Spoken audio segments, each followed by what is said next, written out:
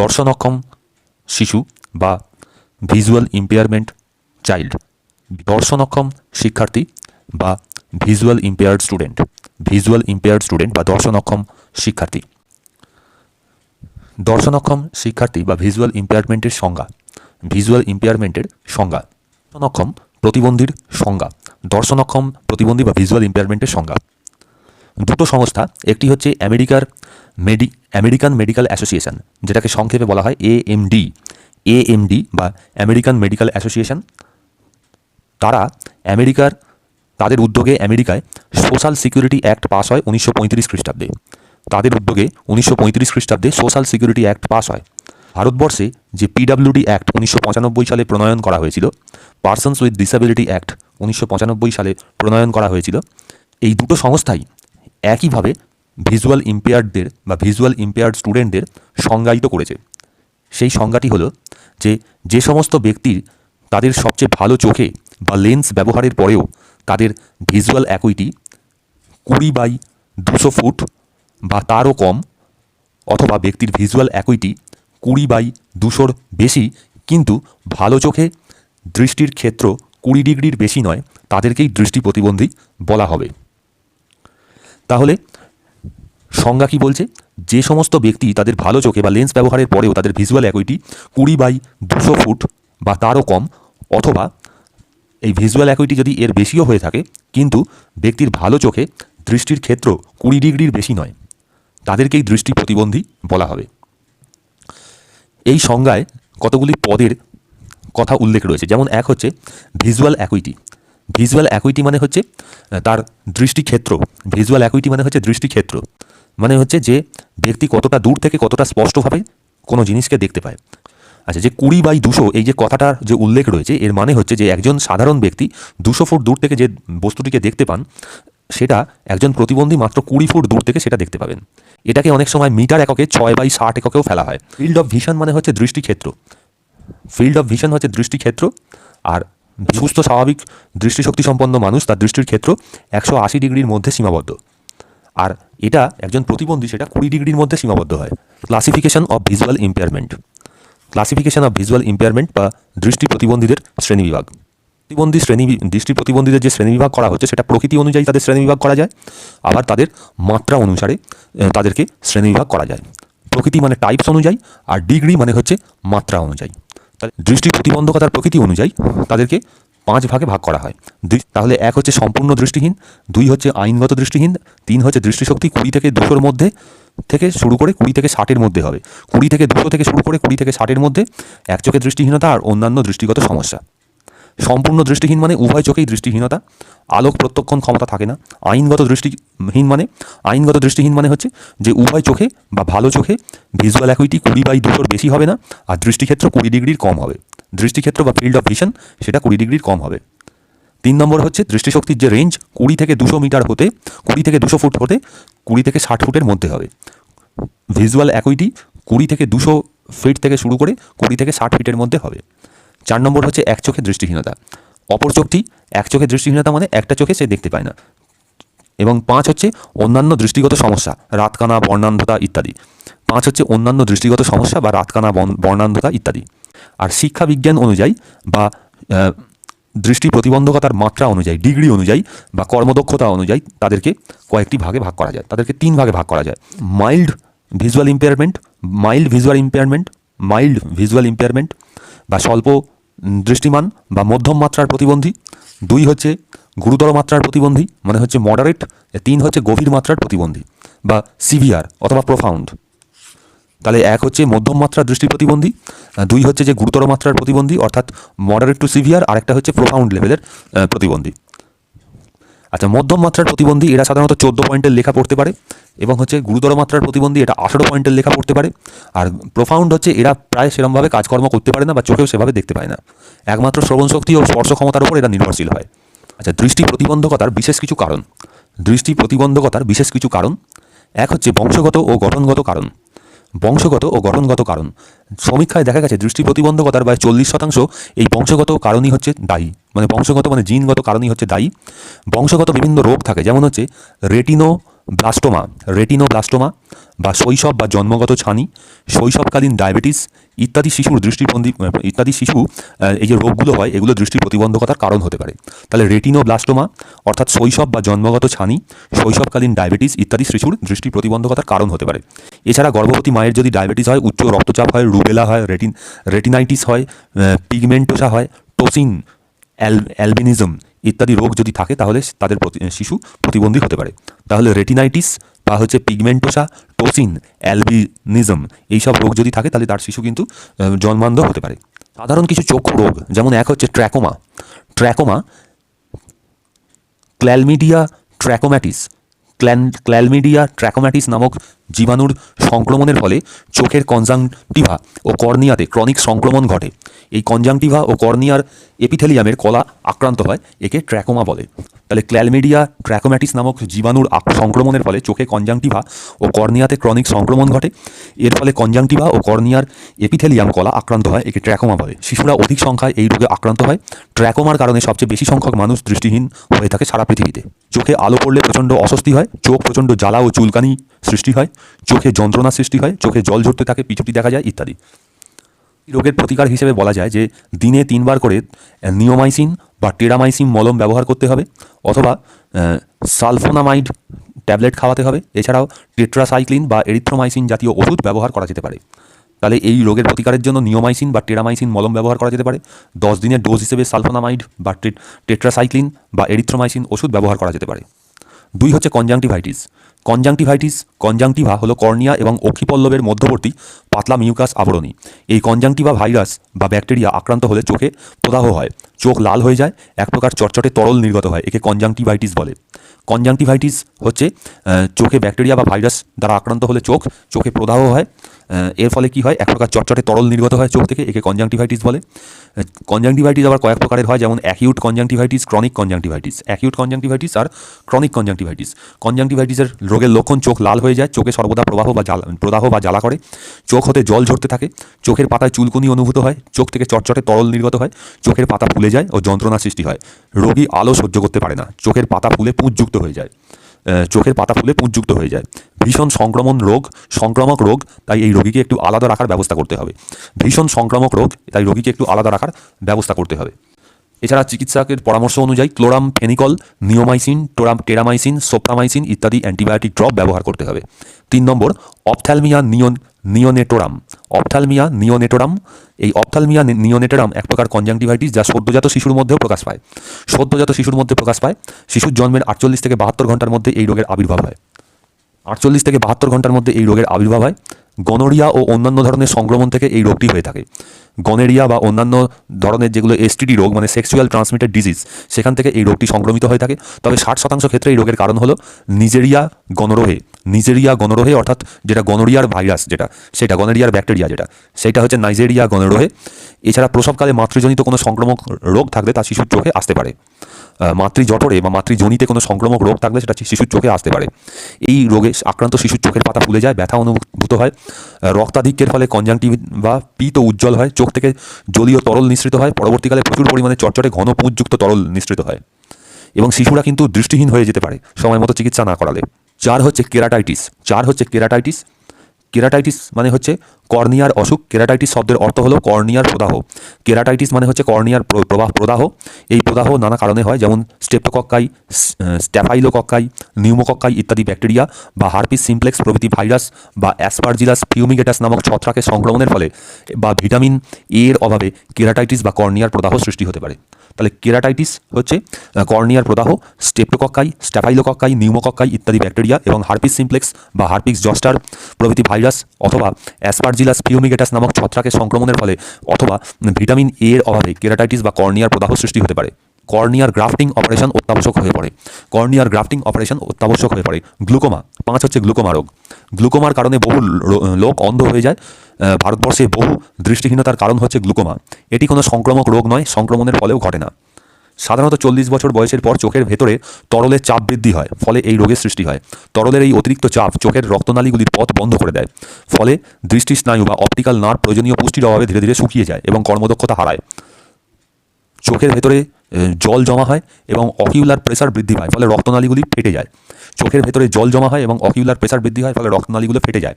চোখ হঠাৎ লাল হয়ে ওঠে, হঠাৎ আলোর চারপাশে রামধনুর রং দেখায়, দৃষ্টি ঝাপসা হয়ে যায়, মাথা যন্ত্রণা হয়, কর্নিয়াটি বড় ও গোলাকার হয়, চোখ দিয়ে জল পড়ে, চোখের স্ক্লেরা নীলাভ বর্ণের হয়। 6 হচ্ছে জেরাপথ্যালমিয়া। জেরাপথ্যালমিয়া হলো ভিটামিন এ এর অভাবজনিত কারণে সৃষ্টি হয়। ভিটামিন এ এর অভাবজনিত কারণে সৃষ্টি হয় কর্নিয়ার রোগ। 2 থেকে 5 বছর বয়সী শিশুদের এই রোগ বেশি হয়। 2 থেকে 5 বছর বয়সী শিশুদের এই রোগ বেশি হয়। ভিটামিন এ এর অভাবজনিত কারণে জেরাপথ্যালমিয়া হয়। শরীরে এবং চোখে উভয় অংশে এটা দেখা যায়। চামড়ার নিচের কোষগুলি শুকিয়ে যায়। তো তো এই রোগের আবার প্রথম পর্যায়ে রাতকানা বা নিকট্যালোপিক্স রোগ সৃষ্টি হয়। এই রোগের প্রথম পর্যায়ে ব্যক্তির রাতকানা বা নিকট্যালোপিক্স রোগ সৃষ্টি হয়। নিকট্যালোপিক্স রোগ বা রাতকানা রোগ সৃষ্টি হয়। আর হচ্ছে ছানি। ছানি বা ছন্নিকা মানে হচ্ছে এটা হচ্ছে একটা আবরক ঝিল্লি।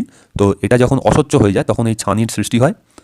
লেন্সের ভেতরে জলীয় অংশের পরিমাণ যদি বৃদ্ধি পায় এবং প্রোটিনের অংশের গুণগত মানের পরিবর্তনের ফলে লেন্স অস্বচ্ছ হয়ে যায়। যে লেন্স রয়েছে চোখের, সেখানে যদি অতিরিক্ত জলীয় পরিমাণ বেড়ে যায় এবং প্রোটিনের গুণগত মানের পরিবর্তন হয় তখন সেটা ছানি হয়ে যায়। শরীরে ভিটামিন B2 এবং ভিটামিন সির অভাব ঘটলেই শরীরে ছানি হয়। ভিটামিন B2 এবং ভিটামিন সির অভাবেও ছানি অনেক সময় হয়। ডায়াবেটিস রোগের ফলেও ছানি হতে পারে, বংশগতির কারণেও ছানি হতে পারে। তো এছাড়া কিন্তু প্রতিসরণজনিত বিভিন্ন ত্রুটি রয়েছে, যেমন প্রেসোবায়োপিয়া বা চালসে দৃষ্টি। 40 বছরের কাছাকাছি সময় চোখের উপযোজন ক্ষমতা হ্রাস পায়, অর্থাৎ লেন্সের নরম ও জেলিন ন্যায় পদার্থটি ক্রমশ শক্ত হয়ে যায়, এর ফলে নমনীয়তা হ্রাস পায়। সুতরাং রেটিনাতে সবসময় প্রতিবিম্ব গঠিত হয় না। তাহলে প্রেসোবায়োপিয়া বা চালসে দৃষ্টি, প্রেসোবায়োপিয়া বা চালসে দৃষ্টি।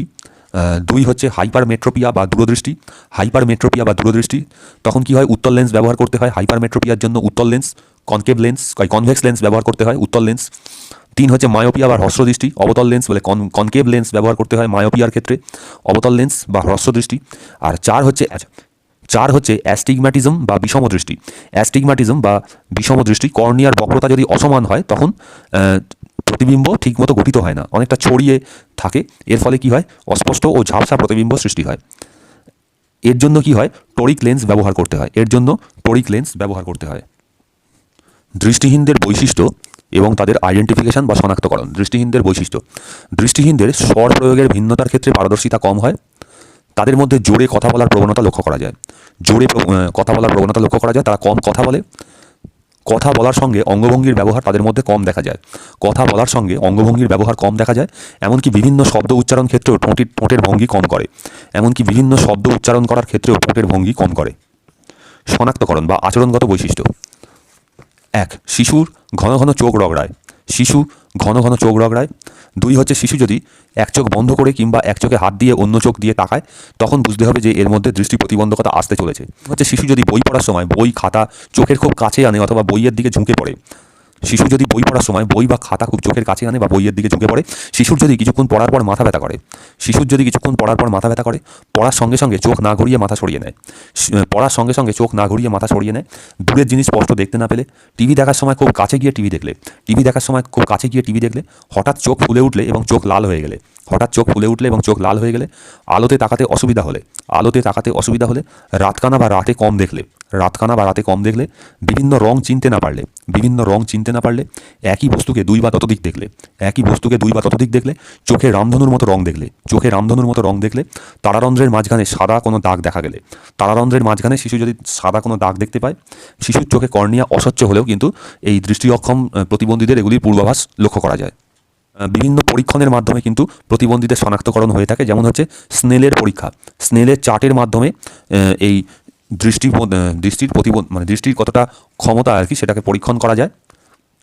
সাধারণত 20 ফিট বাই 20 ফিট হলে হচ্ছে 100% স্বাভাবিক ব্যক্তি, 20 বাই 35 হলে 87% বা 80%, 20 বাই 70 হলে হচ্ছে 64 বা 60%, 20 বাই 100 হলে সেটা হচ্ছে যে 40% মতো, আর 20 বাই 200 মানে হচ্ছে এটা 20%, তখন হচ্ছে এটা প্রতিবন্ধী। এইভাবে কিন্তু শতকরা পরিমাপ করা যায়। আচ্ছা, দৃষ্টি সংক্রান্ত প্রতিবন্ধীদের শিক্ষণ ব্যবস্থা বা এডুকেশনাল কারিকুলাম।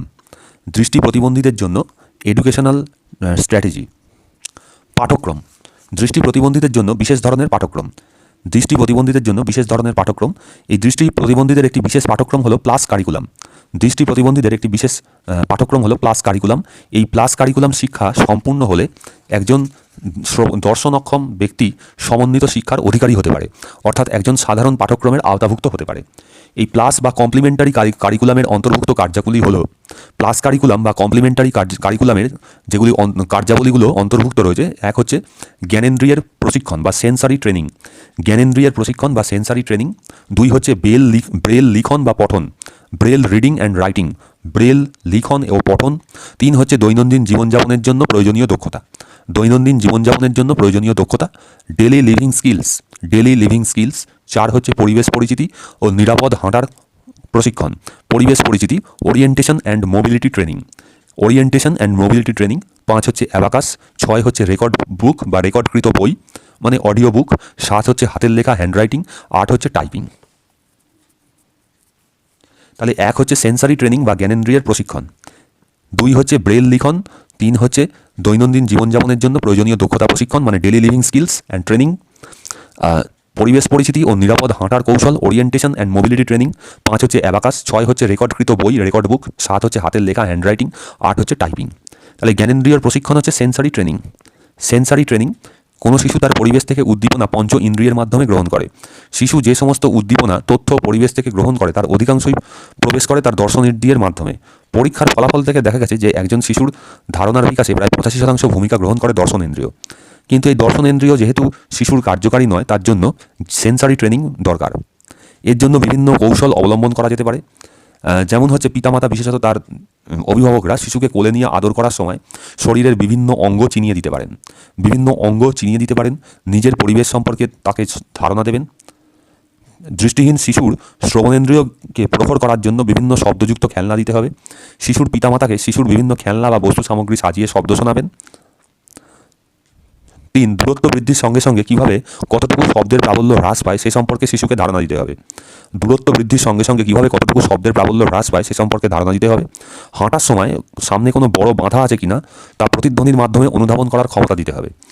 হাঁটার সময় তা মানে সামনে কোনো বড় বাধা আছে কিনা তা প্রতিধ্বনির মাধ্যমে তাকে বুঝিয়ে দিতে হবে। পিতামাতা ঘরের বিভিন্ন দ্রব্য সামগ্রী স্পর্শ করাবেন এবং কোনটি কী বস্তু সেটা বলে দেবেন। পিতামাতা ঘরের বিভিন্ন দ্রব্য সামগ্রী স্পর্শ করাবেন এবং কোনটি কী বস্তু সেটা বলে দেবেন। শিশুকে বিভিন্ন সমজাতীয় বস্তুর সঙ্গে পরিচয় করিয়ে দিতে হবে এবং তাদের মধ্যে পার্থক্য কোথায় তা শিখিয়ে দিতে হবে। শিশুর মানসিক দিকের কথা বিচার করে পরিবারের যে কোনো ঘটনা আত্মীয় স্বজন সম্পর্কে শিশুকে অবহিত করা হবে। শিশুর মানসিক দিকের কথা বিচার করে পরিবারের যে কোনো ঘটনা আত্মীয় স্বজন সম্পর্কে শিশুকে অবহিত করা হবে। কিছু কিছু বস্তু আছে যেগুলির স্বাদ বা গন্ধ রয়েছে, এই রকম দ্রব্য সামগ্রীর সঙ্গে শিশুর পরিচয় ঘটিয়ে দিতে হবে, যেমন সাবান, তেল ইত্যাদি। শিশুর আঙুল সাধারণত চোখের পরিবর্তন হিসেবে কাজ করে, তাই আঙুল চালানোর সূক্ষ্ম প্রশিক্ষণ দিতে হবে, আঙুল সঞ্চালনের প্রশিক্ষণ দিতে হবে। দুই হচ্ছে ব্রেল লিখন ও পঠন, ব্রেল লিখন ও পঠন। ব্রেল হচ্ছে একটি নির্দিষ্ট সংখ্যক কোষ নিয়ে তৈরি, প্রতিটি কোষ 6টি ডট নিয়ে গঠিত। এই ডটগুলোতে স্টাইলাস দিয়ে চাপ দিলে নিচে রাখা চাপের ফলে গর্ত হয়ে যায়। স্টাইলাস দিয়ে চাপ দিলে কি হয়, গর্ত হয়ে যায়। ওই গর্ততে হাত বুলিয়ে বুলিয়ে কিছু উঁচু উঁচু বিন্দু পাওয়া যাবে। তো সেই ডটগুলি স্পর্শ করেই, উঁচু উঁচু বিন্দুগুলি স্পর্শ করেই শিক্ষার্থীরা কী করতে পারে, ওই লেখাগুলো বুঝতে পারে। তো সেইভাবে ওই ব্রেলকে দৃষ্টিহীন শিশুর শিক্ষার একটা আত্মা বলা হয়। তাহলে ব্রেল মানে শেখাটা একটা কম্পালসারি ব্যাপার। 3 নম্বর হচ্ছে দৈনন্দিন জীবনযাপনের জন্য প্রয়োজনীয় দক্ষতার প্রশিক্ষণ দেওয়া, শারীরিক স্বাস্থ্য সচেতনতা দান করা, স্নান করা ইত্যাদি, খাবার দাবার খাওয়া, অভ্যাস গড়ে তোলা, দাঁত মাজা, চুল মাথা ইত্যাদি করে তুলতে হবে। 4, পরিবেশ পরিচিতি ও নিরাপদে হাঁটা চলার প্রশিক্ষণ দিতে হবে। যেমন দৃষ্টিমান সহযাত্রী পদ্ধতি, একজনের সঙ্গে আরেকজন দৃষ্টিমান সহযাত্রী থাকতে পারে, সহযোগী কুকুর থাকতে পারে, সাদা ছড়ির ব্যবহার করা যেতে পারে, এছাড়া নিরাপদ কৌশল অবলম্বন করা যেতে পারে। এছাড়া আল্ট্রাসনিক বিমের ব্যবহার করা যেতে পারে। আল্ট্রাসনিক বিম হচ্ছে এর মাধ্যমে বিভিন্ন রশ্মির প্রতিফলন ঘটে এবং ব্যক্তি বুঝতে পারে সামনে উঁচু নিচু জায়গা আছে কিনা বা ইত্যাদি ইত্যাদি। 5 নম্বর হচ্ছে অ্যাবাকাস। গাণিতিক যন্ত্র হিসেবে অ্যাবাকাস এশিয়া মহাদেশেই উন্নত হয়েছে। এটি একটি মানুষ নিয়ন্ত্রিত যন্ত্র যা দৃষ্টিহীনদের জন্য ব্যবহৃত হয়। ব্যক্তির গাণিতিক যোগ বিয়োগ গুণ ভাগ শতাংশ বর্গমূল প্রভৃতি ভগ্নাংশ প্রভৃতি করার জন্য অ্যাবাকাস ব্যবহার করতে পারেন। দৃষ্টিহীন ব্যক্তিরা যোগ বিয়োগ গুণ ভাগ শতাংশ বর্গমূল প্রভৃতি নির্ণয় করতে অ্যাবাকাস ব্যবহার করতে পারেন। দৃষ্টিহীনদের অ্যাবাকাস ব্যবহারের শেখানোর কতগুলি সুফল রয়েছে, যেমন মানচিত্র তৈরি করাকে উৎসাহিত করে, বোধগম্য এবং আগ্রহী সমস্যার মানচিত্র তৈরি করে, গাণিতিক সমস্যা দ্রুত সঠিকভাবে করতে পারে, হাতের আঙুলের সূক্ষ্ম সঞ্চালনে সাহায্য করে, হাতের আঙুলের সূক্ষ্ম সঞ্চালনে সাহায্য করে। রেকর্ডকৃত বই বা রেকর্ড বুক, রেকর্ডকৃত বুক বা রেকর্ড বুক এটা কি হয় না, এটা একটা অডিও ক্যাসেট আর কি। রেকর্ড বই মানে একটা অডিও ক্যাসেট, এখানে শ্রবণ ক্ষমতা বৃদ্ধি পায়, ব্রেলে পড়াচ্ছে এখানে দ্রুত পড়া হয়। শ্রবণক্ষম ব্যক্তিদের মূলত এই অডিওগুলো শোনানো হয়, এটা দেখে এটা শুনে শুনেই তারা সব কিছু মনে রাখে। 7 হচ্ছে হাতের লেখা। হাতের লেখা কোনো শিক্ষক মনে আছে, সকল প্রতিবন্ধীদেরই হাতের লেখার প্রয়োজন আছে, তাই তাদের হাতের লেখার জন্য বিশেষ গাইড করতে হবে। ব্রেল এবং কম্পিউটার প্রভৃতিতে লেখার বিশেষ প্রশিক্ষণ দিতে হবে। ব্রেল এবং কম্পিউটার প্রভৃতিতে কিছু লিখতে গেলে টাইপের বিশেষ প্রয়োজন রয়েছে, সেই জন্য টাইপের প্রশিক্ষণও তাদের দিতে হবে। আচ্ছা, শ্রেণীকক্ষ সজ্জা ও বিশেষ উপকরণ। শ্রেণীকক্ষ সজ্জা ও বিশেষ উপকরণ। আংশিক দৃষ্টি প্রতিবন্ধীদের জন্য কালো রঙের পরিবর্তে ধূসর রঙের চকবোর্ড ব্যবহার করতে হয়। আংশিক দৃষ্টি প্রতিবন্ধীদের জন্য কালো রঙের পরিবর্তে ধূসর রঙের চকবোর্ড ব্যবহার করতে হয়। আলোর প্রতিফলন যাতে কম হয় সেজন্য ক্রিম রঙের মোটা কাগজ ব্যবহার করতে হয়। আলোর প্রতিফলন যাতে কম হয় সেজন্য ক্রিম রঙের মোটা কাগজ ব্যবহার করতে হয়। সেই জন্য এদের অপেক্ষাকৃত মোটা শীষের কাঠ পেন্সিল ব্যবহার করতে হয়। এদের লেখার জন্য অপেক্ষাকৃত মোটা শীষের কাঠ পেন্সিল ব্যবহার করতে হয়। একজন শিক্ষকের বিভিন্ন যোগ্যতা দরকার এই প্রতিবন্ধীদের পড়ানোর ক্ষেত্রে। সেটা এক হচ্ছে ব্রেলের ব্যবহার তাকে জানতে হবে, 2 হচ্ছে চলাফেরা অর্থাৎ ওরিয়েন্টেশন এবং মোবিলিটির বিষয়ে প্রশিক্ষণ নেওয়া থাকবে। চোখের গঠনগত এবং শারীরবৃত্তীয় জ্ঞান জানা থাকবে। দৃষ্টি প্রতিবন্ধীদের শিক্ষা বিষয়ের মূল ধারণা থাকবে। RCI এর বিভিন্ন নিয়মকানুন জানা থাকতে পারে। দরকার হলে তিনি বিশেষ শিক্ষকের পরামর্শ নেবেন। অ্যাবাকাস, টেলর ফ্রেম, অন্যান্য গাণিতিক যন্ত্রাংশের প্রশিক্ষণ থাকবে। প্রশিক্ষণ থাকবে। শিক্ষা প্রদীপন প্রস্তুতির দক্ষতা থাকবে।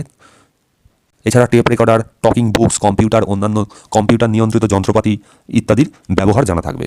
শ্রেণীকক্ষে দৃষ্টি প্রতিবন্ধীদের জন্য বা দর্শনক্ষম লোকেদের জন্য সঠিক রং ও আকারের শিক্ষার উপকরণ তৈরি করতে হবে। সঠিক আকারের এবং সঠিক রঙের উপকরণ তৈরি করতে হবে।